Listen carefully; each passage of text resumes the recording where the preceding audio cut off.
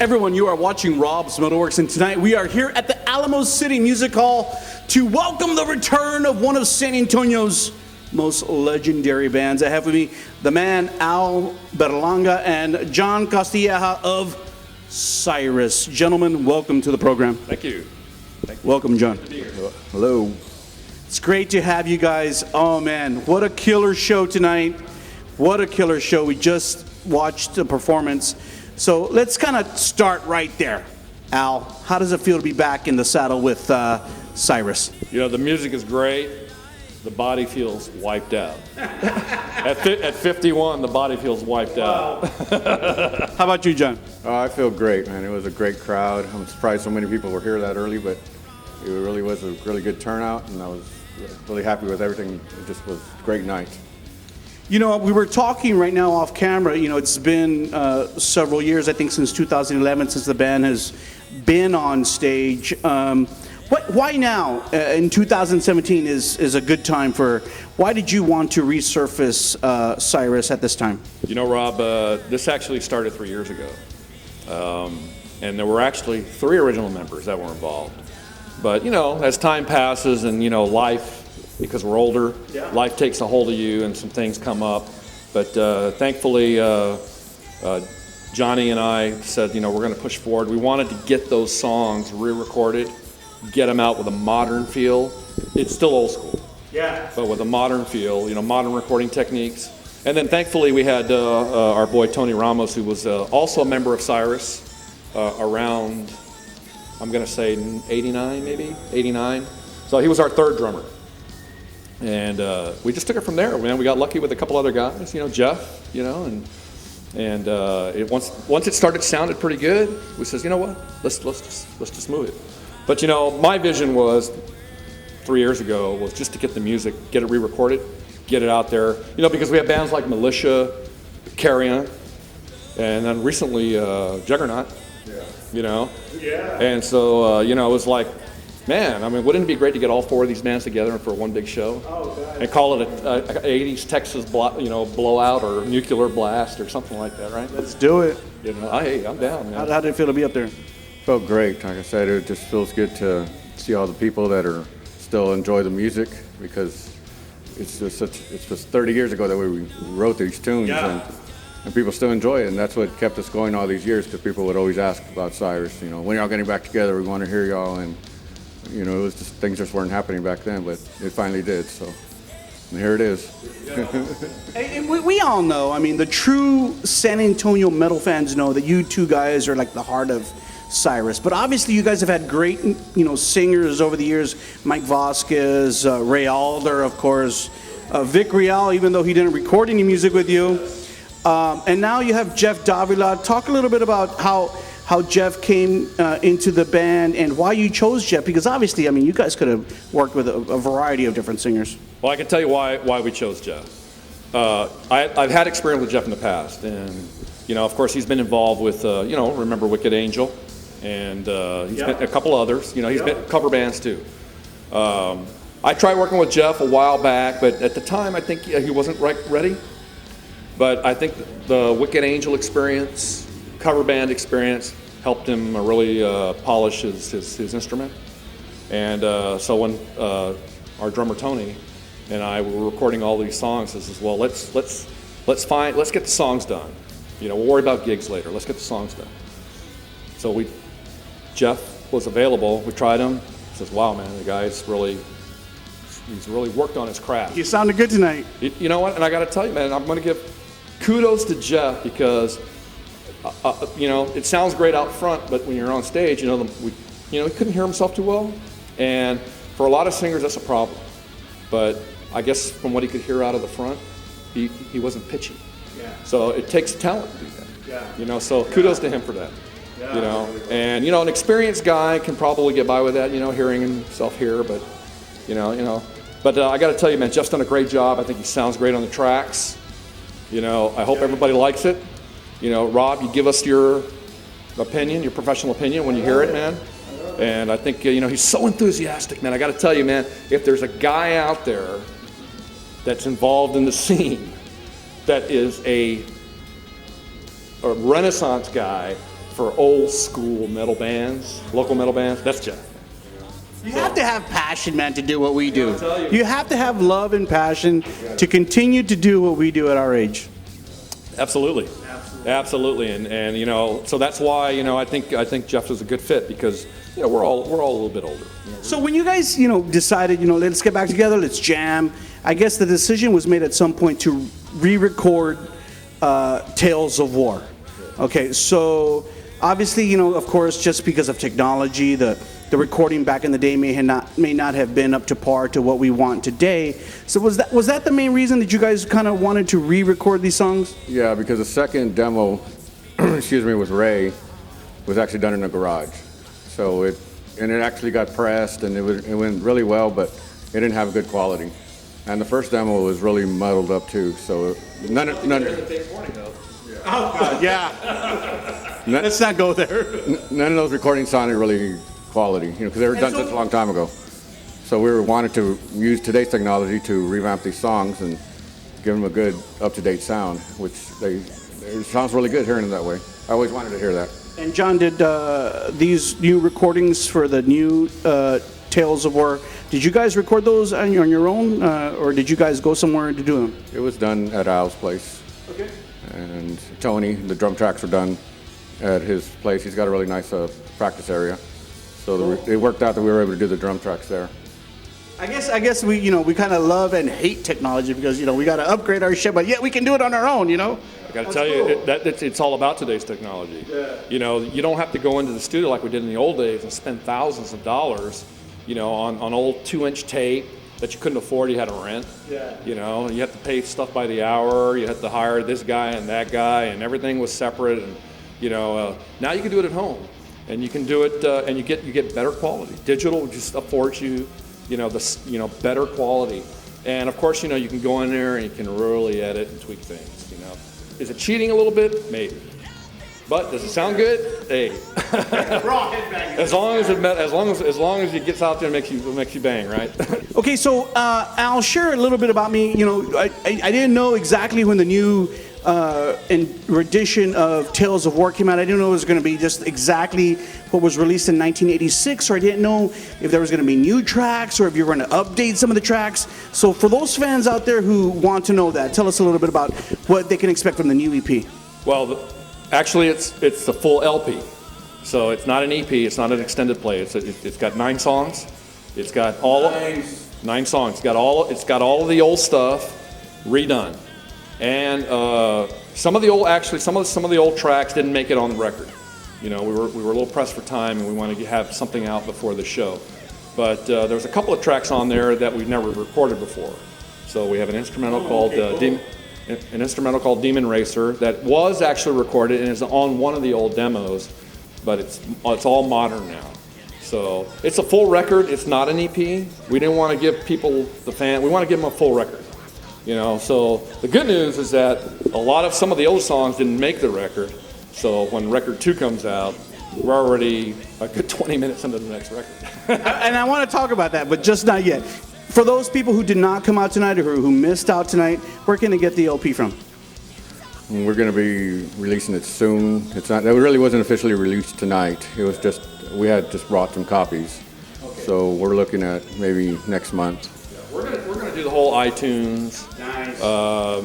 SoundCloud. I think Spotify's another one. You know, we'll probably use one of the services to get all of the online download things going, because we know hardly anybody's buy CDs. Sure. Everybody downloads. Sure. But we want to have the CDs because some people still have they want to pop the CD into their truck. The old school fans still want something in their hands. So that'll be. We'll have we have enough. We had enough for tonight. We just as a tester teaser, but it did well, and I think people are going to like it, man. It's got a modern sound to the old school tunes. SYRUS classic tunes, so they're all on there. We are, barely embarking on the beginning of 2017. I thought it was just kind of, very strategic of you guys to kind of say, because I asked you to play a show with me for me in the fall. You said, no, Rob, we're waiting till 2017. Well, we weren't ready. Yeah, okay. So now it's 2017. Obviously, you guys came out and kicked ass. Now you're ready now. What would you like to accomplish for 2017? What do you foresee for the band? Well, we've already got 2 or 3 things lined up. And so, Austin's one in a couple of months. We don't want to do too many things at once. You know how it is with the original metal scene. Spread it out. Don't saturate too quickly. Right. Unfortunately, some bands don't get that. Well, there's some good friends of ours that the excitement, the initial excitement is there, but then you start doing all of these gigs, and it's like, well, I saw you last weekend. So. True. Yeah, so we want to spread it out, but we've got the good news is that some of these gigs are not local. So we've got one coming up in Austin, we've got another one coming up in Chicago. If we're lucky down the road, Labor Day, I think maybe here, but we're also shooting for maybe overseas. We had back in the day we had a very strong Teutonic, German thing. Keep it true. Keep it true. Ragnarok. Whacking. I'd love to do whacking. Oh God, that'd be cool. Yeah, so we'll see what happens, man. It's. But you're keeping all those options open. All the options are open, and I have, again, props to Jeff because Jeff is he's so enthusiastic, talks to everybody. You got to have a guy like that in your band. Okay, so now the EP's going to be out. It's going to be absorbed. People are going to hear the new renditions of the songs, but yet people will be clamoring for new music. Is new music something you want to do? Oh, definitely. Yes, that's the only way to keep going. Have y'all guys been writing new music, or not even there yet? No. I got a. Well, I'm a primary songwriter, so I've got a backlog of stuff. Oh, okay. Yeah, but unreleased stuff. Yeah, but it may not be all what I call SYRUS stuff. So I'll show the guys, and of course if the guys got anything, and we'll bring. It has to meet the SYRUS standard, I guess. I don't want to. Hope that doesn't sound too, conceited or whatever you want the word is. But you want songs to meet a certain standard of the band that you're in. And not everything I do. Some stuff is a little heavier. Some stuff is not so heavy. It has to meet that standard. And we've always been about the twin guitar thing. I was telling you off camera, the harmonies sounded awesome tonight, guys. You guys still got that, man. I don't hear enough of that. Well, we strived on that. That was something we knew would really sound cool when you did something like that, because the guitars are just have in perfect harmony. It sounded great tonight. And those are our influences. The Iron Maidens, the Fates Warnings, the bands with the twin guitar attack thing going on, and that's always been my thing. So it's definitely we want to keep that vibe in the music. Obviously, we stand here today in 2017. You guys started your career in, the mid '80s, early '80s. You guys have been through the gamut of what the San Antonio music scene is. Now, you guys are really kind of coming back into it. Share a little bit about your feelings now about what's happening in San Antonio, because you guys were part of it back in the day. How has it changed for you? How do you feel about it? And though we live in different times, is it expected, or is it something that, maybe you're having a hard time transitioning to, or something that you welcome with open arms? I don't know. Well, this is our first show, and I think it went really well, and we're surprised that, everybody's here that early. 8:15, how can you get people out here this early, to come out here? And so old guys like us need to get home and with our women and get in bed. But it was really good to see everybody at the transition of just getting back on stage was fine. We've been doing it for so many years, Al and I, and it just felt like home. What about like, I guess maybe, that's a great, feedback from the fans, but what about maybe like booking gigs, or maybe working with other musicians and booking a gig? What kind of some of the logistics stuff, is that kind of stay the same, or is that different too? Well, I'm excited about, because some of the gigs that we have going forward, we're going to be working with Jason McMaster, and his band Igniter. Mm-hmm. I don't want to push it because, but I think it's a done deal. But, that's kind of like a reunion of old souls from the older 80s, And then, some of the bands that are going to be at the Legions of Metal show in Chicago are from our generation. So again, there's going to be a lot of similarities. Hell, Bifus tonight, man, they sounded great, and but they're an '80s band too. So listen. I have to say that I think we've been very, very fortunate as SYRUS when we first got started. We put a lot of work into it when we first got started. We practiced every other day. It was almost like a rule. we wanted to be tight. And we just didn't sit there and play our guitars and drums and play. We worked on the show and the headbanging. It was a sweat fest every other night. A lot of times I had to go to work after we finished because I worked overnight, But it was we worked on those tunes. We worked hard, and it got recognized by guys like Jason. It's like, hey man, these guys are excuse my language, but badass, and those things took off. So sometimes, at bands, during that era, they said, man, how do you get these gigs and stuff? I says, well, we were probably in the right time at the right place. Plus we worked hard at it, and it's, really to put the time and effort into it, and that's what, you're going to do it. Don't half-ass it, right? Go full tilt, because if you half-ass it, say, well, we'll get together next week. The song sounds good the way it is.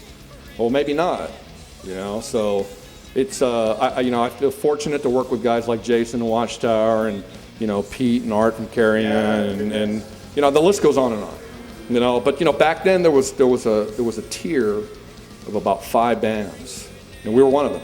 Yeah. And so I'm fortunate, Buster, Wizard, and I love Buster, I love Buster to death, but Wizard was another one. If anything, they were one of the more founding bands, I went to school with those guys, but, so we laid a foundation, and then there were bands after us, and unfortunately, the scene kind of crapped out in the 90s, but it is what it is. It's back, it's hard, it's heavy, we're ready, we want to do it, doesn't matter how old we are, we got the record out, we're just looking forward for gigs, man. How much harder is it now in 2017 with the just the involvement of social media? That's a whole nother job in and of itself.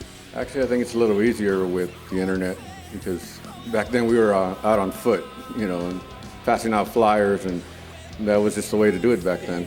And it was crazy. We knew people at different schools, and somebody passed them all out to this school, McCullum, Harlandale, just everywhere. So now you can just post stuff, which helps a lot. And it's also great to, it's not only just to, obviously you guys have fans across the seas or else they wouldn't be asking you to do gigs over there. And it's great for them to be able to connect with what's happening with the band right here and now, too. I got a story for you, real short. Tell us. But my brother, who was in the Navy, was in Australia. And he ran into a couple of guys. They were stationed, they were with the Australian Navy. And they actually had our cassette and were fans. And I was like, my brother was like, really? That's my brother. Yeah, sure, buddy. Yeah, so it's kind of, we got that. We used to get letters from all over the place, man. Wow, I still have them, a whole pile of letters from everywhere, all over the world. We would constantly be getting fan mail, and I would be selling the cassette, and we had to keep making them because it was just like we couldn't keep up with the demand. Nice. The beautiful thing about today, though, is now we can upload everything, and wherever you're at, you can just download it. Just download it, man. You don't have to send cassettes overseas. You don't have to, worried about customs and postage, and yeah.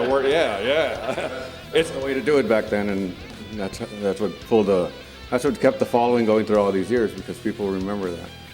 Well, we live in a beautiful age now. Everybody gets to jam, and people will get to see this interview in a few days, too. Gentlemen, thank you so much for taking the time. It's been my honor. Thank you, Rob. It's been my honor to finally reconnect with Cyrus. Al, we have a great relationship, and I love you, man. I know you're a good guy.